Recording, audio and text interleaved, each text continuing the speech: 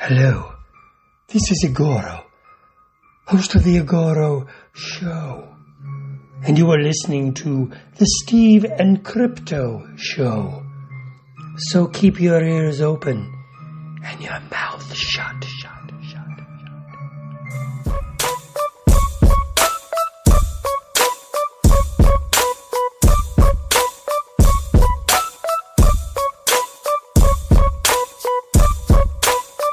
Hey, welcome to the Steve and Crypto Show, presented by thestevestrout.com. I'm Steve.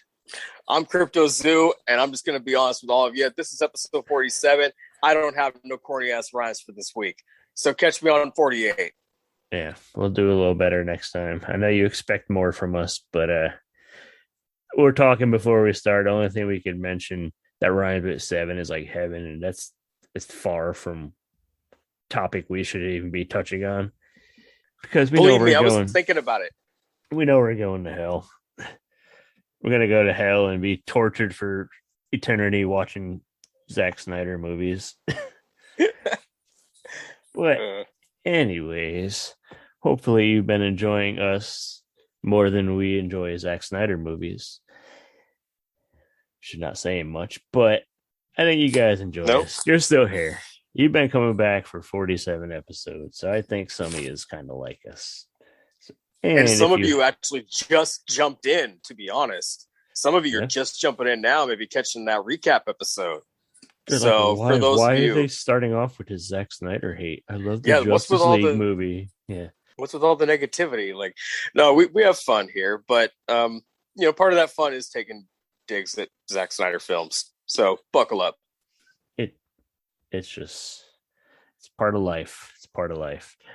But yeah, if you guys have been digging, or if you're new and just getting into the show and enjoying it, check out our Buy Me a Coffee page at buymeacoffee.com/SteveCrypto, where you could go there, buy us a coffee, which basically contribute to the show, show us some love. And other ways you can support us is by sharing the show and telling your friends and relatives and enemies and whoever else about the show.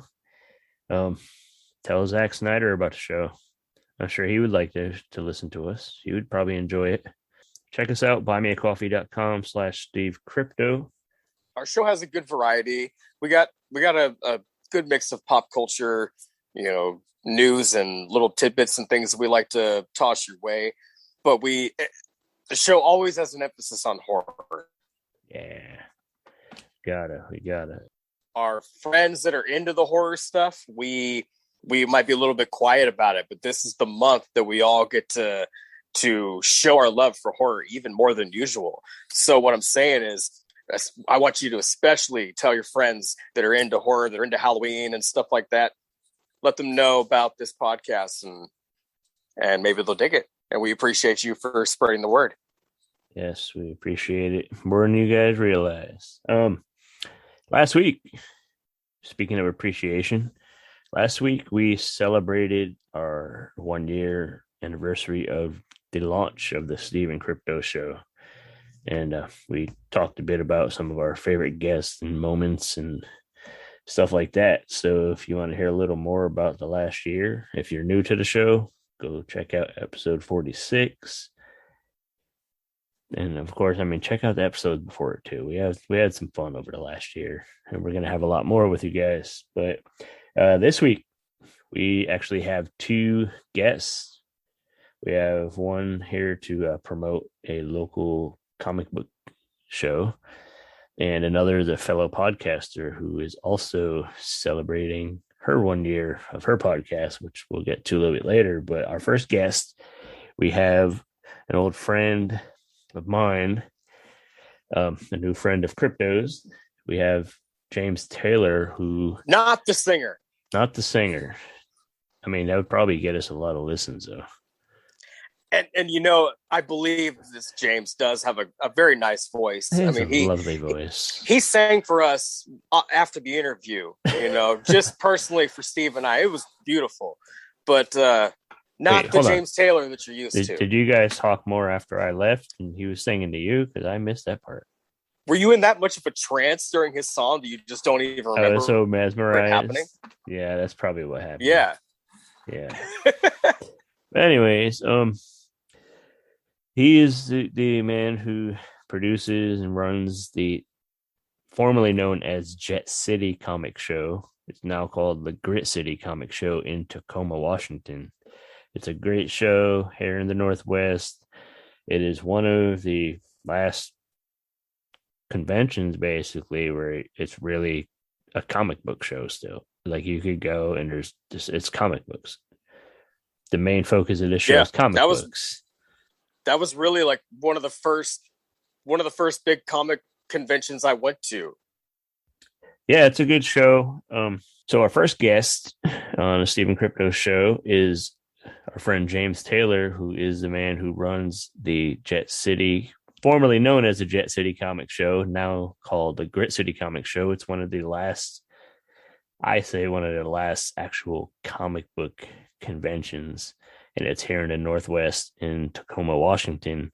And he's going to jump on here and tell us a bit about the show and where you can get the details, where it's at, some of the awesome comic guests he's going to have there, some favorites of mine.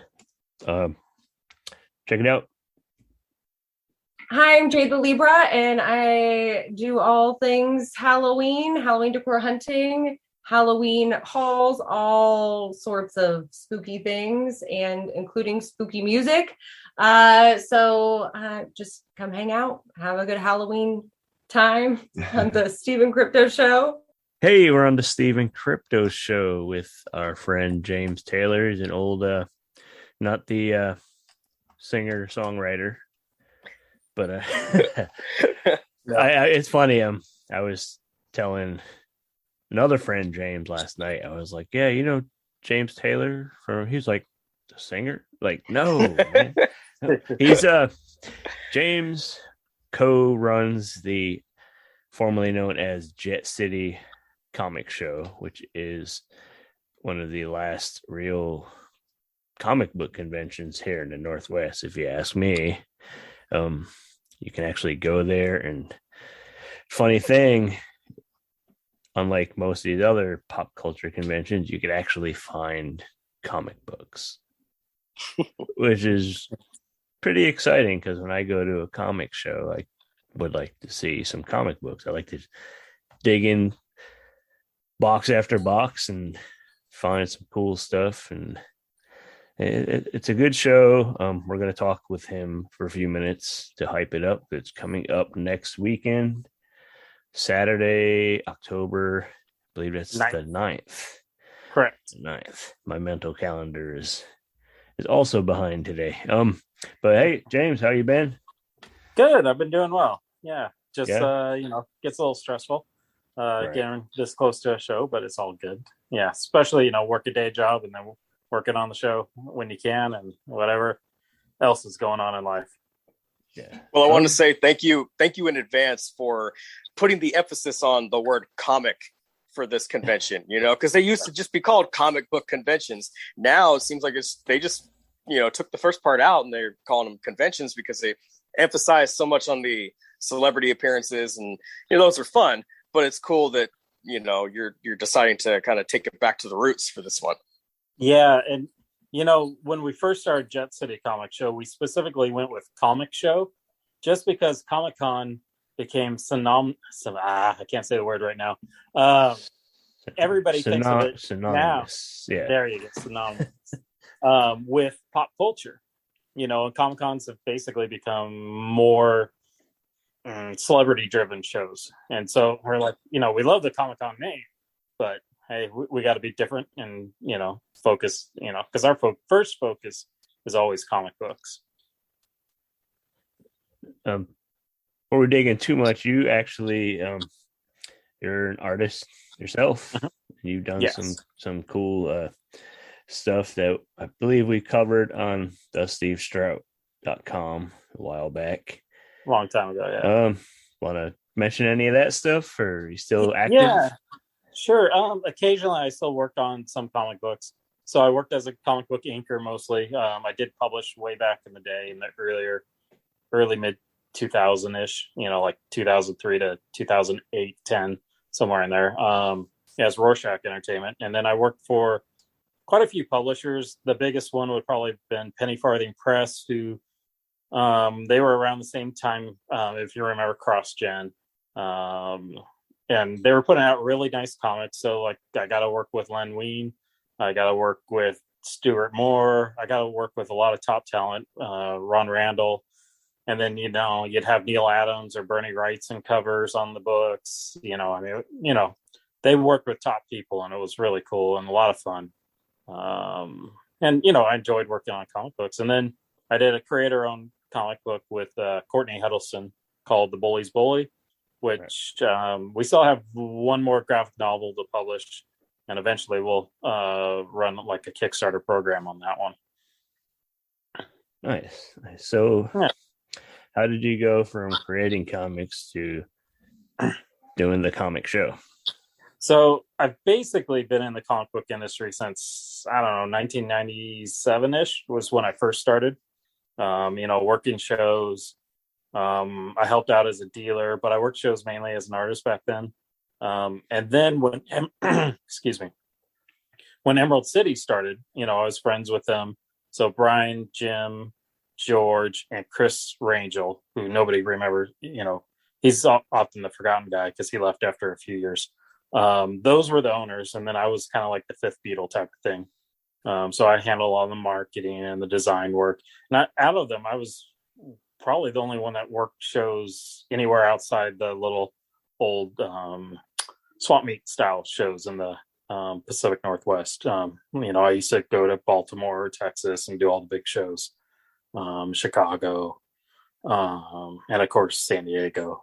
So I was the only one with experience working big shows, so I kind of helped with that. And then as Emerald City got bigger, Brian and I decided, he was part owner of Emerald City. We decided to,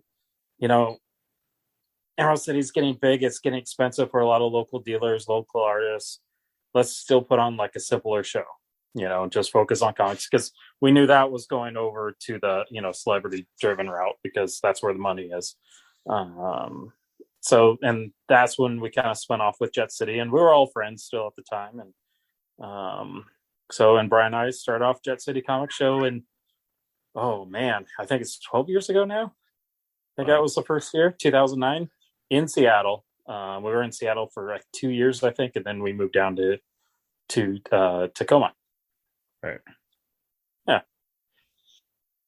So yeah, it just kind of naturally, went into it, and it's like just happened. Yeah. Comics are in my blood, I guess. I mean, it's hard to get it out of you. Right. Do you have a favorite comic line? Just since we're on that subject, do you have something that just a comic line that you love, or one that you're reading currently that you're into? So for comics, like growing up, the X-Men was always my book. I tend to be more of a Marvel guy, but the X-Men, there's just something different about the story. And I think the God Loves, Man Kills graphic novel, that one blew me away with Brent Anderson. And then I can't remember who painted it. Because that was, hand painted, but it was painted. It wasn't just the spot colors that they were doing in comics at the time. So, I mean, that was a beautiful book, but then the way it read, the way they tied in racism into immense, they took it even farther than the comic books normally did. So that's really what got me into comics, and then more probably the art side. Currently, you know what? I probably don't read as much as I should, mainly because, have family, kids, running the show, work, and, I still have freelance clients too. But I follow artists, so it's all about art for me, art driven for me. So yeah, just seeing all of these, and as running the show, the cool thing is, I search out, okay, who's not artist? Oh, so I'm always discovering kind of like, oh, who's out there? Oh man, they're doing some cool stuff. So like 2019, we brought Veronica Fish out and her husband. She was climbing up the ladder, and she was working, I forget what she was working on at the time, but she was climbing up the ladder and she's doing gorgeous work. And, we brought her out, and there's been other artists like that. Like we brought up Gabriel Hardman before Emerald City ever did, back when we were in Seattle, actually. So it's kind of, we try to get like these rising artists before they're, we know that they're going to and they're doing really cool work. So we want to expose them. And then, yeah. So Right. it's just art. I'm art driven guy. Yeah. So Cool. since we're talking artists and we're here to promote Grit City, comic show, who are some of the artists on the roster this year? So our guest this year, I got to look at my cheat sheet. Jeff Parker. He's a writer mainly, but he did start off as an artist. This will actually be his first time coming to our Tacoma show. He's been at Emerald City, and of course he does Rose City because he lives down in Portland. He's worked on X-Men First Class, Hulk, Flash Gordon. I think he's still doing work on DC's 100-page Giant, which is in, I think, the Walmart stores. I think right now he's currently doing Ninjak, but he's always doing creator-owned stuff as well. So we're excited about him because he hasn't done our show. I mean, and then we got Ibrahim Mustafa. He's one of those rising artists. We brought him in as a guest years ago, right when he was kind of just starting to, starting to build his name. He just had issue of Superman Red and Blue come out. He came out with a graphic novel called Count. He's worked on Dr. Fate. He worked on James Bond over, I think it's Boom that published that. And then we got Stefano Gaudiano. Oh, nice. Gaudiano. Yeah. He's one of the nicest guys. Definitely. If you don't know, he worked on Walking Dead since 2013. He worked on Deceased, which is kind of like instead of Marvel Zombies, it looks like it's zombies. But he worked on Daredevil and, a lot of great stuff. Randy Emerlin, who's come to all of our shows, he was an inker back in the 90s and late 80s, and working on Amazing Spider-Man during all the hot stuff. Working over Mark Bagley. Yeah, Carnage. He was on that. Speaking of, because that movie's coming out, so that's kind of exciting. Exactly. So you can go meet Randy Emerlin and get some Carnage prints and exactly. Just in time for the movie. And the coolest thing about his booth is his wife. She's a sweetheart. She's super sweet. Let's see, who else do we got? We got Matthew Clark. He's a good friend of the show. I've known him forever. He did some early, Obama Girl prints for us that I got to eat. But he worked on Wonder Woman, Doom Patrol, Outsider, Superman, a lot of DC comics with him. And then we got a couple higher end indie guys like Fantagraphics type guys with Peter Bagg. He did a lot of album art in the Seattle in those early 90s and working on, I think, The Rocket and The Stranger, which are old local zines. But Hate is probably his big book that everybody knows. Buddy Does Seattle, things like that. And then more recently, he worked on Woman Rebel, which is the Margaret Sanger story, which she was a birth control activist back in, I don't know, I think the 50s or 60s, something like that, back when it wasn't popular. And then we also have Pat Moriarty. I'm horrible with names. Yeah, Pat Moriarty. Yep. Yeah, he's one of those, I want to call him an underground artist, but he worked at Mad Magazine. He's one of I would say he's a cartoonist. He did a lot of comic books, like Big Mouth was probably his big one. But he's been doing animation in recent years, and he won an award for his Realm Beyond Reason. And then he also, I think he animated for a recent Replacements video for The Replacements, which was an old 80s band. Both him and Peter Bagg did a lot of music-related stuff back in the day, posters and artwork and album covers, which is cool to me because I was a huge music fan, especially back then, growing up in Seattle in the 80s and early 90s, it was a cool time. So yeah, those are our main comic book guests, and of course we have like at least 60 more Artist Alley tables, so lots of writers and creators there. And there's always a ton of dealers, and you can get collectibles and toys and comics and a bit of everything, Yeah, we've had some new comic book dealers this year that we haven't had before. Some guys that are kind of coming out of dealer retirement. They're like, I've been sitting on these for a while. So it's kind of, we've got, I think, probably going to have a really good comic book selection. And then we also have, Comics the Gathering, who are over kind of that Tacoma, Spanaway but they're bringing 100 long boxes of, I think it's either 50-cent or $1 bins. Wow. Yeah. Holy shit. Yeah, which is going to be pretty cool. Yeah. And Man, there's you could just a few stand other $1 bin people. There'll be a, You could just there'll be a stand at that crowd. one. Yeah, you could stand at that one table for a couple hours just digging. Yes, and that's the fun. Just dig it. You find the gems that way. That's the best. I love it. Yeah, But definitely. just make sure we're all safe and masked up. Yeah. And are you following any of those guidelines? So yeah, we have to follow the mask, obviously. And with the state and the city, because the city owns the convention center, we have to hire a couple enforcement officers. They're just walking around making sure everybody keeps their masks up. And then on top of that, we are requiring vaccination or a negative test within 72 hours. Right. So which isn't required in Pierce County. I think it is up in King County now. It obviously is like where you are, Steve, up in Clallam and Jefferson. Jefferson, yeah. So we were kind of hedging our bet. We felt like the state was going to require it, but I mean, have a week till the show, so they might still, but Yeah. We didn't want to spring it on people, basically. Right. It's better to play it safe. Better be safe than Yeah. sorry. Give everybody that peace of mind so they can still come and have a good time, but know that everybody else there is doing their part to keep us all healthy and safe too. Exactly. And so we were kind of watching what Crypticon and Rose City did too. We asked the volunteers and how it went for them, and we wanted to see how it went. And it seemed to go pretty good at those shows, and no mask problems, because people. I mean, we're tired of wearing masks, but at the same time, I'm pretty used to it now. So. Yeah, I feel weird leaving the house without it. Like, wait, I forgot something. It's just a normal essential. Your wallet, keys, all that. So not that big of a deal. No, not at all. So yeah. So what are the details? Time, place. Sure. So Grit City Comic Show, October 9th. We run from 10 a.m. to 5 p.m. We will be at the Greater Tacoma Convention Center, which is right downtown.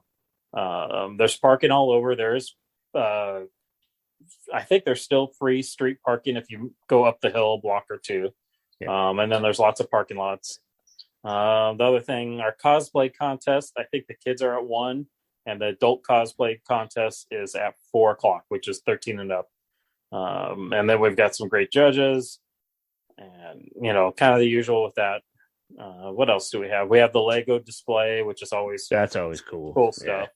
Well, I think they'll be out in the lobby this year, still kind of tweaking the show floor. And then that's the bulk of it. We kind of stripped the show down, being uncertain times. We're not doing any panels because our panel rooms are kind of small. It'd be really hard to in that convention center. They're not huge, so it'd be kind of hard to socially distance in them. You could have 10 people maybe. So it's kind of hard to do a panel with that. So we're just focusing on the dealers and the comics and the creators. And then a few things, we have a couple cosplay groups like the Mandalorian Mercs, which is cool. And a Halo group as well. So we're just doing what we can. Sounds like a great time. It's a good show. The venue is awesome. I love that convention center. You mentioned there's lots of parking. If I remember right, the parking was pretty cheap considering it's right downtown. I think it's like $12 for all day. I was figuring it was right around $10 for the whole day. And one of the coolest things. Oh God. Yeah. One of my favorite parts about this show is that it's very family friendly. Yeah. Which is I think is important, and right now it's people need to get out and kind of live a little bit because we were all cooped up so long. So bring the kids out, make sure everybody's masked up, down at Tacoma, and come to Grit City Comic Show. It's going to be a blast. Yep. That's right. Bring your paycheck, go get some comics. That's right. Wear a costume. It's perfect timing. It's Halloween month, so right before your costume and get in that contest, or just come in and have a good time. Come check it out. Get some Carnage prints. Check out the Legos. Yes. When we attended, they had there was a Predator head made out of Legos. There was a Darth Vader. They had several different things. I mean, I can't imagine what they're going to do this year. Right. Yeah, they always step it up even more and more every year. It's a good group. The Sea-Lug, which is the Seattle Lego group, they're the ones who put it on. And then they run a show up in Seattle, which I don't think they're doing it this year, called BrickCon. BrickCon. So they run that, and then they come down and, set up at our show to kind of promote their group. Cool. That's awesome. Okay, so one more time, details, and can people find you on social media to keep up and get all that info? Sure. So once again, October 9th, we'll be out in downtown Tacoma, Grit City Comic Show. On social media, we still run under the Jet City Comic Show. But if you do a search for Grit City, we'll also come up, with our Facebook event. GritCityComicShow.com is the website. And yeah, all the details, everything that's happening is pretty much up there. All right. Well, thank you for taking a few minutes to hype the show with us. Everybody listening, check it out. It's a good, very low cost, family friendly event that you guys should check out. So we will see you guys next weekend. All right. Thanks a lot. All right. Thanks, man. Good luck. Thank you. Appreciate it. Thank you once again to James Taylor for being on the show and telling us about Grit City Comic Show coming up this weekend in Tacoma. Be sure to go and check it out. Tell your friends. Bring the family. It is definitely a family-friendly event. It was actually one of the first big conventions that I ever attended, and I had a great time, and I know you will too. Yeah, it's definitely a good show, and it's Halloween month, so there'll be a lot of costumes there, so don't forget to dress up in your cosplay or even try out your Halloween costume. Test drive it. That's right. Yep. Speaking of Halloween month, Steve and I do our best to watch a Halloween film or something that's fitting for the theme, of Halloween all month long. Every day. We try to throw something in the mix. So, if you have any suggestions, please let us know. But, Steve, why don't you let us know what you've been watching so far? Right. So, I don't like to plan it ahead too much. I kind of wing it, and I just get up and whatever I feel like watching, it's like, all right, let's do this. I thought about trying to plan it ahead and schedule my whole month out, but it never works out. But I always get it done. I watched 31 movies. So let's see. The first one I watched was Trick or Treat from, I believe, 86. It was this one, it's kind of like a cult movie. It's about a dude, this old metalhead kid, that high school kid. He is like obsessed with this rock star, and a rock star dies in a hotel fire, and somehow he comes back as like a demon or something. And it's a wild one. I mean, I'm sure a lot of people have seen it. A lot of people haven't, but more people should. Yeah, I haven't seen that one yet, actually. It's good. It's kind of a tricky one to find. I've been searching for it for a while, and like you could find it, but like it's been out of print for years, so it's pretty pricey. And I took a shot on like a used copy, like with no pictures or anything, no much of a description, but it was like a good price. So I was like, all right, I'm gonna take a shot, and I got it, and it's like fucking mint, so I'm happy. Let's see. Second movie I watched was the Bela Lugosi classic White Zombie, which he plays like a witch doctor that basically turns people into zombies and uses them as slaves to do his fucked up shit. And yeah, I remember watching that one. Yep. Day 3, which was last night. Like I said, we're recording on the 4th. I haven't even picked my movie for today yet, so don't even ask. But last night I watched the old Rankin Bass animated Mad Monster Party, which is made by like the people who did like the old Rudolph movie and stuff. That's pretty cool. Yeah. Like I've owned that movie for years, and I haven't watched it. I'd never watched it before. until last night. So I have a crazy movie collection, and probably a quarter of them are still in the package, which is kind of weird. But what do you watch so far? Oh, well, you mentioned the Mad Monster Party thing. I need to check that out as well. I grew up on all those stop motion claymation films, but I never got to see that one. So far I've watched Hubie Halloween, which is just a Typical fun Adam time. Sandler, yeah. Yeah, typical Sandler film. It's funny, fun, though. It really, Yeah. yeah, it's great, and they kind of made like a little Sandler verse for him in a way. A lot of ties to his old movies. I watched Child's Play 2, which is the fan favorite for a lot of people. Bride is probably still my favorite, but I like Child's Play 2 just as much, I'd say. I hear a lot of people like pick between between Bride of Chucky and Child's Play 2, so that's like a Yeah, popular opinion. yeah. I I'm like partial to the banter back first and one forth. personally, but yeah. Oh, I love the original one too, but I don't know. I like the bickering and the banter back and forth between Chucky and Tiffany.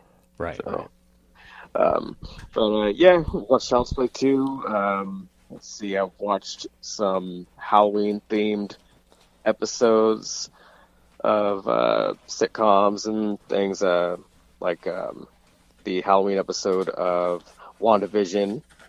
I watched that yesterday. Right. And, I'm kind of on the same page as you. I don't have a pick for tonight. I think I'm going to try to watch Leatherface, the prequel movie. Yeah. Have you seen that one yet? I think so. Man, I'm old. I forget half the shit I've watched. And there's quite a few of the Texas Chainsaw films, kind of Yeah. easy to get them mixed up. And they haven't been the most creative with the title either. So, Yeah, it gets kind of confusing. yeah. Like, But this which one's one's which? What am I Stephen watching? Dorff is the sheriff, and Jed is much younger in this film. And the beginning they start off with his birthday, and the family's giving him a chainsaw, and the neighbor supposedly stole some of their pigs, and he was like, "I don't even want your dirty pigs." And he says, "Trust me, I don't care for your dirty pigs or your dirty family. I don't want anything to do with it." Right. And honestly, It's understandable. and Jed doesn't even want anything to do with taking care of the guy the way the family wants him to. Like they end up pushing him. Like they rev up the chainsaw for him, and he's just standing there with it, and he doesn't want to do it. And finally, one of his older relatives just pushed him into the guy, and so it basically started with the family kind of egging him on to do these horrible things. But anyway, I'll see if I can finish that one later.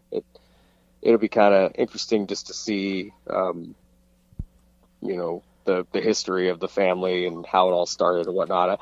I kind of wonder if they're going to show how Chop Top came into the mix, because he just kind of showed up in number 2, right? Yeah.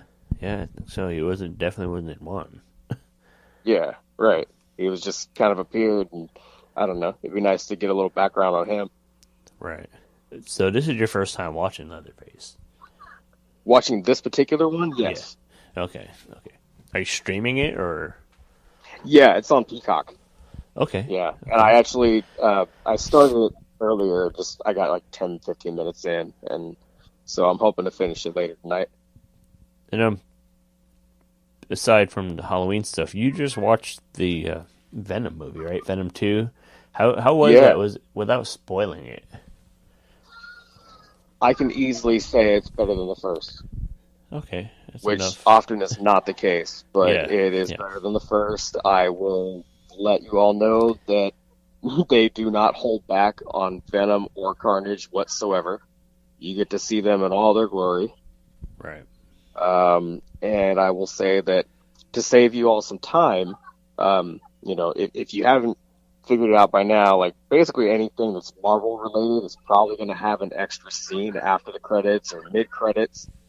And so, you kind of be a fool to leave early. So I guess I there's feel like post-credit scenes or mid-credit scenes. yeah, Okay. yeah. I mean, I've been sitting there 2 hours. What's another 5 minutes to see something Well, extra? A little. Honestly, after sitting there for 2 hours drinking your gallon of root beer, you kind of got to That pee you at paid that point. $8 for. You kind of got to pee at that point, and Yeah. Well, I paid $8 for it. So maybe I'm hanging on to that root beer as long as I can. I'm savoring no, it. you're gonna savor it. Yeah, it's like no, I'm gonna piss on myself, and I'm gonna take this root beer home with me all over my pants. Well, I Paid wasn't going that far. $8. Yeah, I wasn't going that far. no, But you I ain't didn't gonna have let my to. bladder. I would read in your Like mind. that. I would read in No, your no, no. mind. He didn't have to. But No. I will say I did throw a couple Flyers bars in the bathroom there. So even if the attendants picked them up, then maybe they were listening to the show. And in which case, thank you. or they're gonna ban us from the theater for littering. Yeah, Either way, we got their littering fucking attention. Either way. Yeah. Next big movie. Next big movie is Halloween Kills. Yeah. And since we mentioned Halloween Kills, we have to make sure to mention our friends at Fright Rags. They did that pre-release for the Halloween Kills gear. And I guess they're shipping all that stuff now. Or about to. And this week they are officially releasing the whole line for regular in the shop. So if you didn't get in on the pre-order, get some of that Halloween Kills gear. It looks awesome. Head over to their Instagram, Fright Rags Instagram, and there's pictures and stuff of all the t-shirts and everything they're putting out for this movie. If you didn't get the pre-sale, you won't get it by the time the movie comes out, so you can't wear it to the theater, but you'll still get it, and you'll be glad you did, because this shit is awesome. It's over at Fright Rags, fright-rags.com. That's right, fright-rags.com. Steve and Crypto listeners get 10% off when they use the code CRYPTO10. That's Crypto10. 10. And if you're not familiar with Fright Rags has been bringing you the best in horror apparel and accessories since 2003, offering a wide range of products for your favorite creature features, slasher flicks, and cult classics. Their collections include John Carpenter's Halloween, Universal Monsters, Night of the Living Dead, Creepshow, Twin Peaks, Evil Dead, and so many more. And just like Crypto just mentioned, it's all officially licensed and available soon or now at fright-rags.com. And he did mention our listeners, Stephen Crypto Show listeners, get 10% off when they use the code CRYPTO10 at checkout. That's right. One word, CRYPTO10. CRYPTO10. Speaking of Fright Rag stuff, our second guest on this episode probably has a shitload of Fright Rags gear herself. Yeah, we had the pleasure of speaking with Jax from Here for the Booze podcast. And like Steve said, she's about to hit a year. We recently hit a year, and she's about there. And this week. We just wanted to chat with her. Yep, that's this right. Week. Her show hits 1 year this week. Yep. So we wanted to chat with her about her show, and just wanted to fill you in on what she is up to, and what she's doing for spooky season. She's another one of them creators that we think you guys will dig, and that's why we bring these folks on to talk about their stuff. So she's here to tell us about her Hair for the Booze podcast. Meet our friend Jax. Hey, we're on the Stephen Crypto Show with a new friend, fellow podcaster that we want to promote and have you guys check out. We have Jax from the Hair for the Booze podcast. I stumbled across her show by accident, really. I think she might have liked something I put on Instagram, and I was like, Hair for the Booze, what's that? That sounds kind of cool. So I went and checked, and I saw like this awesome collection of like horror soundtrack records and all kinds of cool stuff. And I was like, oh, she has a podcast too. So I checked out an episode of that, and it was really good. She talked about horror documentaries in that podcast, which is something that I really dig. But then come to find out, she also is just hitting her 1 year anniversary of her show, just like we did. So I was like, okay, we gotta show her some love on the show. So meet Jax. Tell us about your show, how you got started, and all that interesting, important stuff. Well, thank you so much for having me. Greatly appreciate it. So I started my podcast a year ago, actually on the 6th. So we're getting real close to it. And I just wanted to approach the genre in a different way and talk about, you know, maybe some movies that people don't want to talk about, or, you know, if people are nervous about trying to maybe watch it, or, you know, because some people like to hear about most of the movie first and then they'll go watch it. So I try to give a nice mix of spoiling some of the movie or not. I give, you know, recommendations to everybody. As Steve just said, I also just talked about some horror documentaries. Most of what I talk about is usually available on Shudder. I don't work for them, but I feel like sometimes I should because I blast them all the time. We do it all the time. But yeah, so I'm trying to think. And I also, my vinyl collection, I was explaining earlier, comes from a background of, you know, being in band in high school and just really loving music in general. My parents had a nice eclectic background that we were exposed to. And then being in band, that's a totally different kind of, you know, music to be listening to. And then I think too, with, you know, a lot of the performing that we did, you know, I hate to sound like a cheesy or cliche, but it was really a rush. You know, I mean, our band was like kind of famous. So we would go to, you know, we went to the Rose Bowl, like we were invited to the inauguration. After I graduated, they went to the Olympics in China. So it was what, 2008? I can't remember. Whenever they were in China, they went. And then, so they're like famous. So like, you know, when we would perform, you know, like it's funny for like football, the football team, you know, nobody would be in the stands, but then at halftime, they would be full because we were going to be doing our halftime show. So, you know, we were kind of a big deal.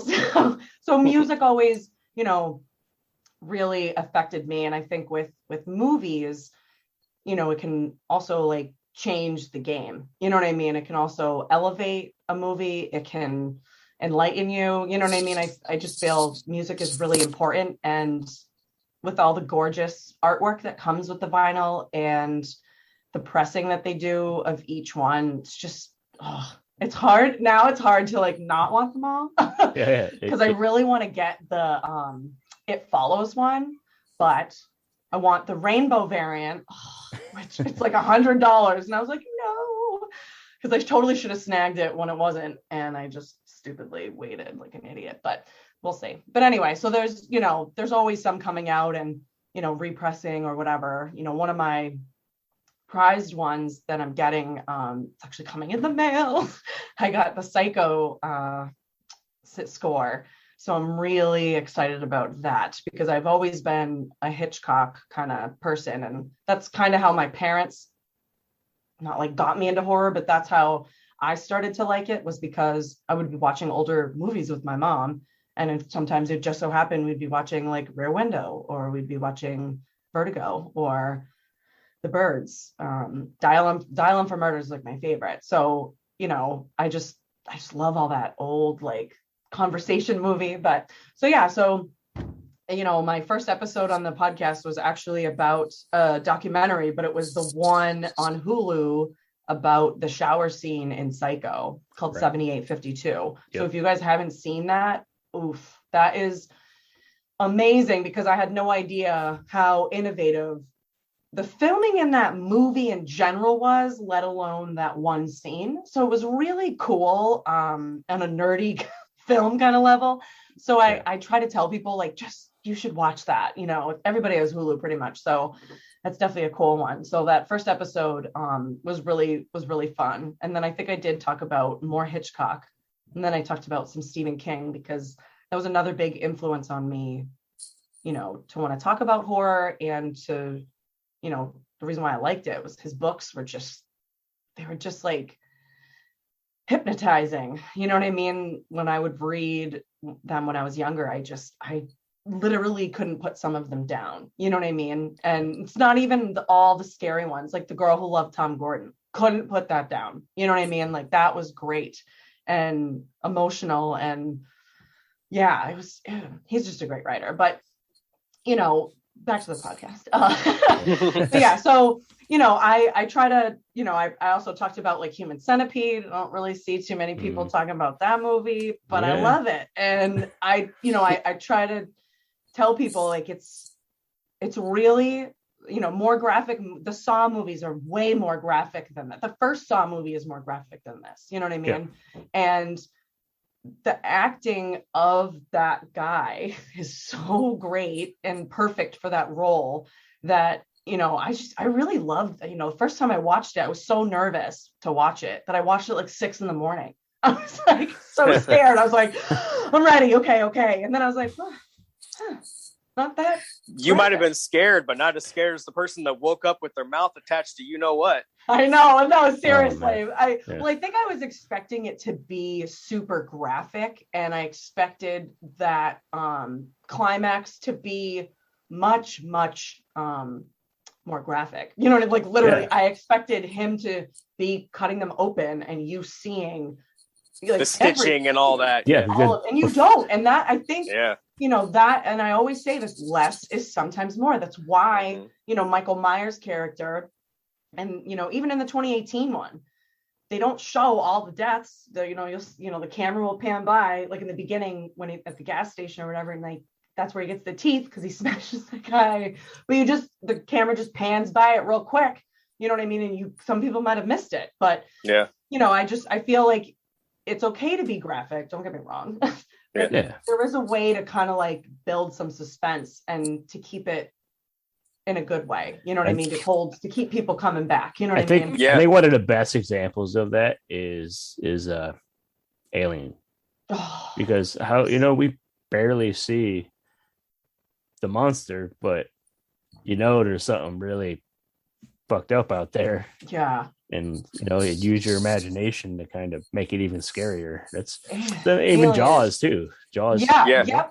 Yep. There's a few movies where you don't see, you know, the bad guy or you know what I mean. And there was one more that like everybody was just talking about. It'll come to me, but I love that. I feel like that builds, you know, some really great tension when you're not expecting, you know what I mean? And everything's just kind of chill. You know what I mean? Like nothing's happening. It's not like as soon as the movie starts, here we go, like boom, you know, which sometimes that's good too. Don't get me wrong. Yeah. But I definitely think that those are the hour and 30 minute movies. You know what I mean? I like that. I'm nervous if the Terrifier 2, if that's going to be really, that's going to be 2 hours. I'm a little nervous because the first one I remember watching, like, I don't know if I'm going to be able to finish this. I was like, oh my God. It was just like, we're doing it. I knew he was going balls to the wall. Yeah. Right. Like when she's upside down, I'm like, I know it's happen. I'm like, right. You don't just put somebody like that. So you're right. But I feel like, you know, you can still, you know, I mean, that scene's pretty graphic. Yeah. And I think too, you know, I talked about that movie too. I am excited about the second one, but I think I heard we're actually not going to get it until the winter in 2020. Right. Yeah. Oh, wow. Right. Yeah. Like early next year, I think. Yeah. Something like that. But it's like, but if they just scored it, I think. So that's when I knew like a few months ago, I heard that they had or a month ago, they had said they found a composer and whatever. So I was like, oh God, they haven't even scored it yet. Like, oh, that takes a while sometimes. I thought it was closer I thought it was a lot closer to being ready. But so did I. But I didn't know. I've never made a movie. So you know, another title that kind of has a little mix of suspense and right in your face is Scream.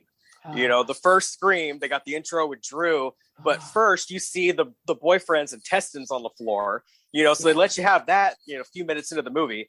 And then after that, though, you know, the kill with Drew, I mean, you see some of the violent acts, but the final kill is just the knife up in the air. And then they cut away for a minute or two and you're like, well, where's she at? What's going on? And then they reveal it, you know, and they do that with a few more of the sequels as well. The, you know, knife in the air and then you're kind of left like, well, what happened to that guy? I was gonna say, like, I think I said it in my Scream 2 episode with Justin because he loves Scream 2, and that's why I wanted him to come on.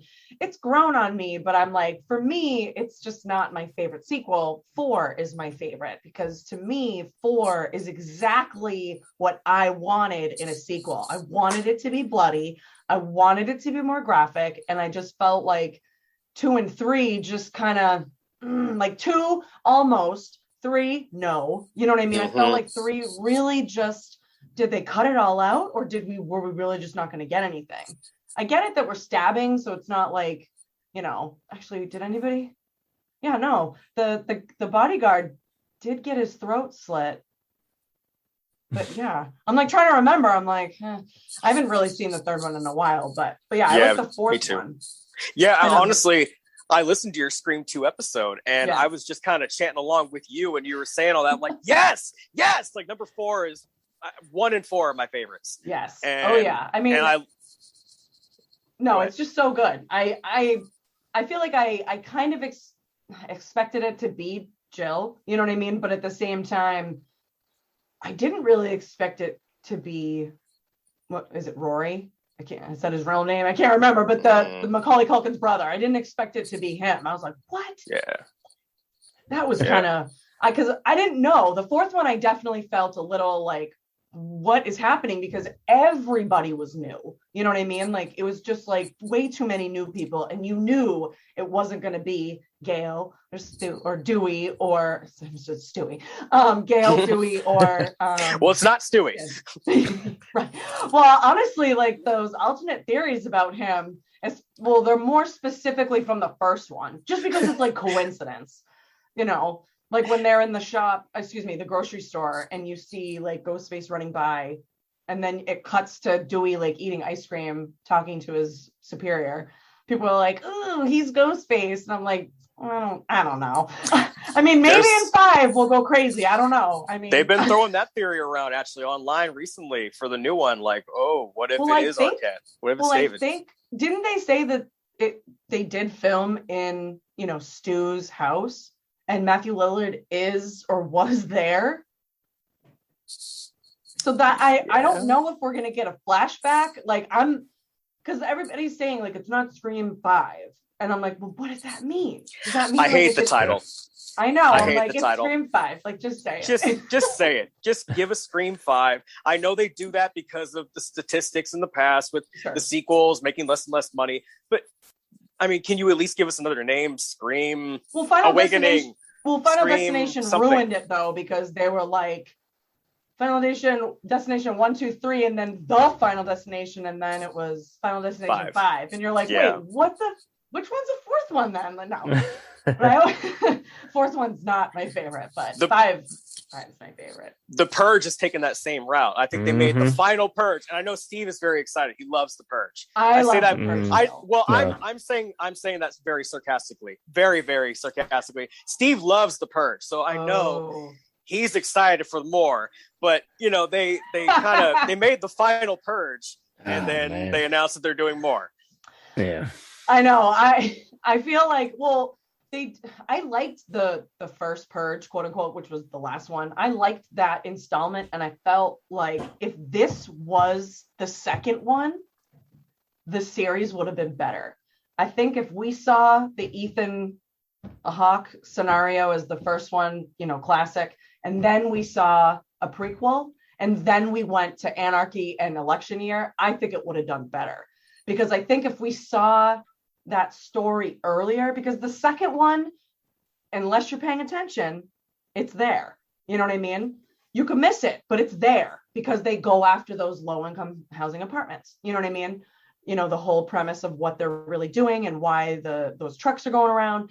But if the first Purge had happened sooner, I think people would have latched onto the story sooner and really taken off with it. You know what I mean? I liked it. I have them all. I like them all. I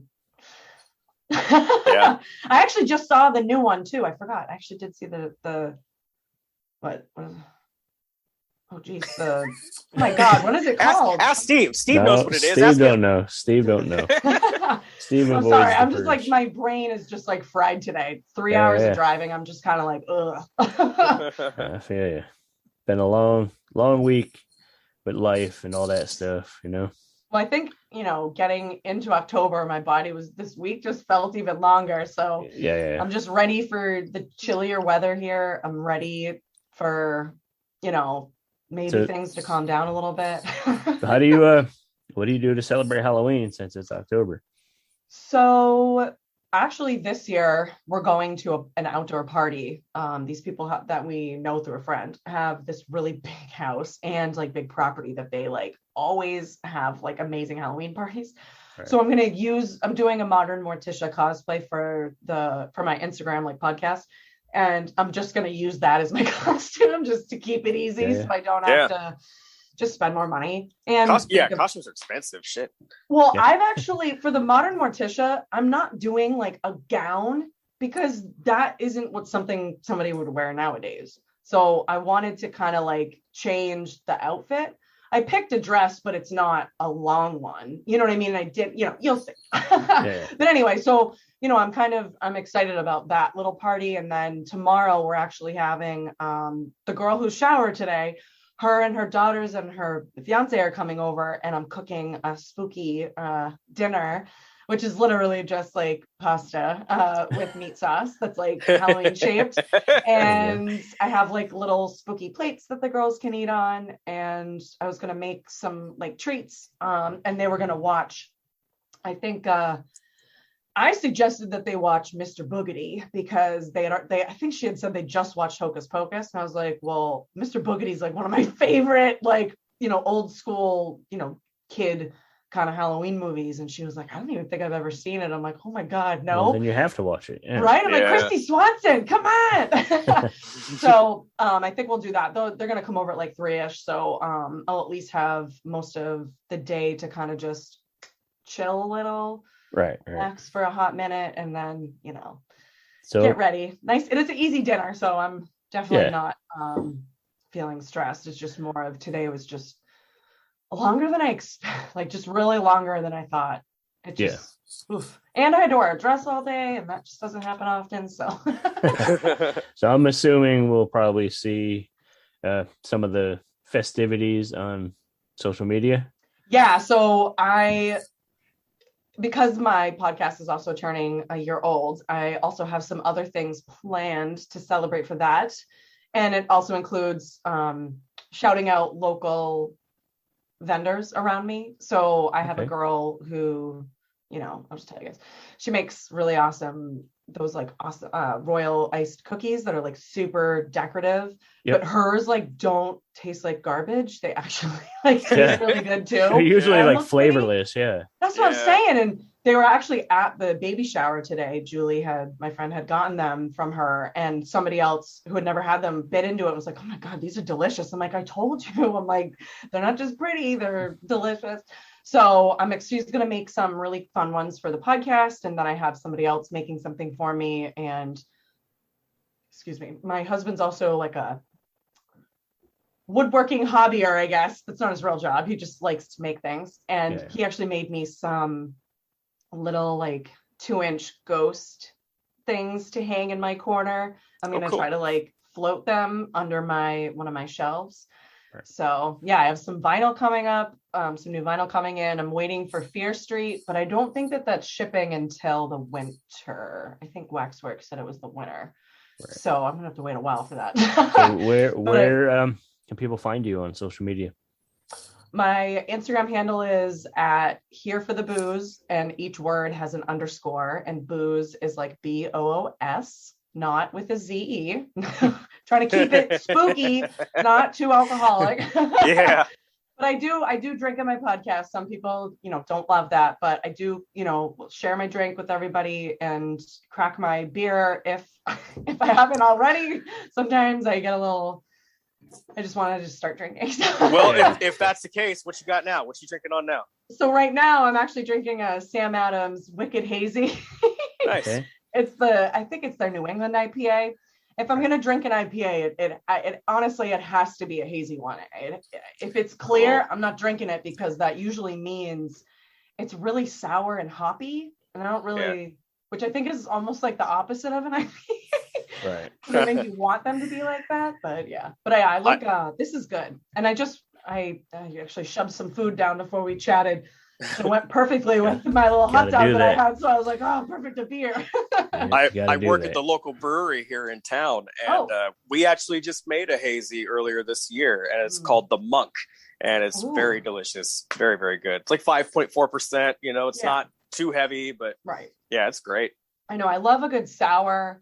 I love a good like around here, like my favorite sours are probably Night Shift, because they come out with some seasonal ones. Sometimes they keep the same flavors, but sometimes they change it up. My favorite was the blueberry one that they had. Oh, I love blueberry. It was like a blueberry cinnamon, but don't let that throw you off, because it was literally like somebody just went peep in the whole barrel. You know what I mean? Like it's like tiny little thing. One little stick of cinnamon in there. Yeah, nothing. Not like you're like swallowing cinnamon. You know? Yeah. You're not doing the cinnamon challenge. Yeah, no. And I try to, drink local stuff. Like in town, Exhibit A is in town, so I will showcase their beer. A lot of places which really stinks, but some places you have to go to the place to get the beer. Like Start Line in Hopkinton, I can't buy their beer around here. They don't work with a distributor, huh? I wish. I guess I gotta like know the ends. And then the infamous Treehouse Brewery around here, which is in past Worcester, so it's in like Charlton. That's like a crazy drive for me. That's I think an hour. Yeah, and I'm not interested in driving an hour to just maybe get like a case or two and spend a lot. Their beer is expensive. Yeah, I'm really a vodka drinker. Right. Yeah, and I was hoping to make a spooky cocktail a couple times next month too. I was going to make like a spooky margarita and something else. It's cool. Like a lot of effort to get that, plus the writing, plus working my real job that I get paid for. So. I feel that. But, we know about it. Well, not to stray too far from the podcast, I just want to mention we got a little kind of a teaser here to kind of stuff she talks about and her knowledge of the horror genre, and let's, before we wrap up, let's tell people the best place to listen to the show. So the podcast I use Buzzsprout, so you can either listen straight off the internet on Buzzsprout, or it's available on Google Podcasts, Apple Podcasts, Amazon Music, and then the other one, Spotify. Sorry, I couldn't think of it because I don't use Spotify, so I always forget that one. That's like the most popular one. Yeah, and I think I'm on like little ones like Stitcher and like really little ones that I don't think anybody even uses, but they were like easy for me to. As we do, we just put it out to as many as we can find that'll let us. Hopefully somebody listens, but way it's as accessible as we can, Yeah. But absolutely. Hey, we thank you for taking time to come in and visit. Tell us about the show. Congrats on a year. That's exciting. Yeah, same to you guys. We're thank you. Hyped about it, and hopefully we go another 10 years or however long it takes to turn this into a full-time job. That's the goal. I got an empty coffee cup. I got an empty coffee cup, and we can cheers to 100 more episodes to all of us. There we go. Cheers. But hey, Jax, thank you for hanging out, and we will keep in touch. Yes, thank you for having me. Thank you so much. Thank you. Hey, this is Dr. Gangrene. You're watching the Steve. No, you're not. You're listening to the Steve and Crypto Show right here on whatever network you're on. I don't know what you're on. Don't ask me. I can't see what you're doing, but keep listening and tune in next week for more cool content on the Steve and Crypto Show.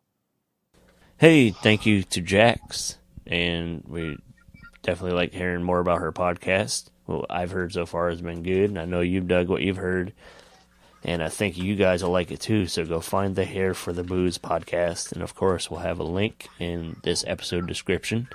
That's right. Anytime is a great time to listen to Here for the Booze or the Steve Crypto Show.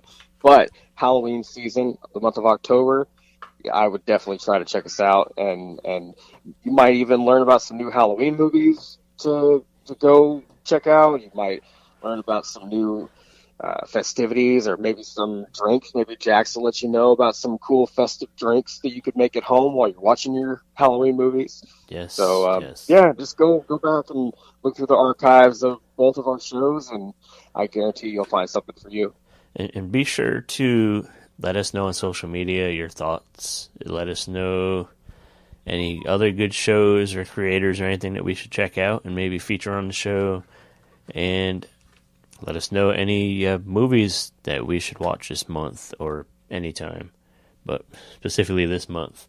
And be sure to visit our Buy Me a Coffee page, buymeacoffee.com/SteveCrypto. Go visit our friends at fright-rags.com. That's right. Go get you some Halloween Kills gear. Yes. Maybe some Evil Dead, some Creepshow. They got it all over there. And we thank you guys a million times, and we thank you a million more for listening. We have been the Steve and Crypto Show. Happy Halloween, almost. Happy Halloween. Well, we're not there yet, but happy month of It's Halloween. Halloween. Happy Halloween, motherfuckers. Yeah. All month long, bitches. Peace.